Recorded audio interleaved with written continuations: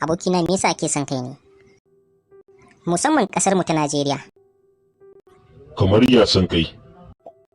Wai fa ana bin 'yan ƙasa bashi. Kuma kowa sai ya biya. Ji uban wa. Ba za a ji mutuwan sarki a bakina ba. Ko kime? Akwai rigima a ƙasa.